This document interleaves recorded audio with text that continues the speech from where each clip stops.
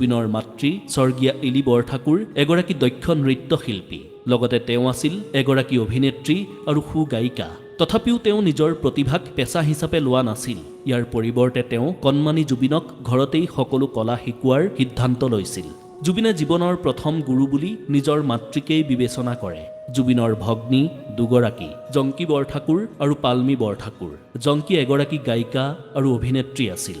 জুবিন গাৰ্গৰ দৰে জংকী বৰঠাকুৰৰো কণ্ঠ অনন্য আছিল। দুৰ্ভাগ্যজনকভাৱে 2002 চনত তেজপুৰত ঘটা এটা শোকাবহ দুৰ্ঘটনাত জংকীৰ মৃত্যু হয়। ইয়াৰ পিছতেই জুবিনে জংকীৰ স্মৃতিত শিশু নামৰ এটা এলবাম মুক্তি দিয়ে। আনগৰাকী ভগ্নী পাল্মী ভাৰতনাট্যম নৃত্যশিল্পী। 2002 চনৰ 4 ফেব্ৰুৱাৰীত ফেশ্বন ডিজাইনাৰ গৰিমা শইকীয়াৰ সৈতে জুবিন গাৰ্গে বিবাহপাশত আবদ্ধ হয়। গুৰু ৰবীন বেনাৰ্জীৰ পৰা জুবিনে তবলা শিক্ষাৰে সংগীত শিক্ষা আৰম্ভ কৰিছিল। তাৰ পিছত গুৰু ৰমণী ৰায়ৰ ওচৰত অসমীয়া লোকসংগীত শিকি এই শিক্ষা অব্যাহত ৰাখিছিল। তেওঁ তামোলপুৰ উচ্চতৰ মাধ্যমিক বিদ্যালয়ৰ পৰা মেট্ৰিকত উত্তীৰ্ণ হৈছিল।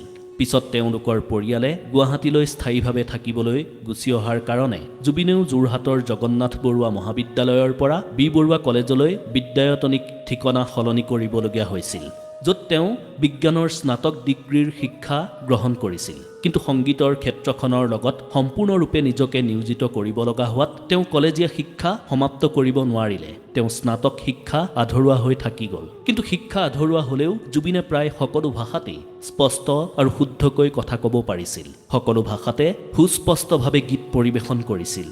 জুবিনৰ সৃষ্টি, জুবিনৰ কামৰ বিষয়ে কৈ শেষ কৰিব নোৱাৰি। জুবিন এখন বিশাল সাগৰ আছিল। वैसे मुझे अमीरों से मिलने का कोई खास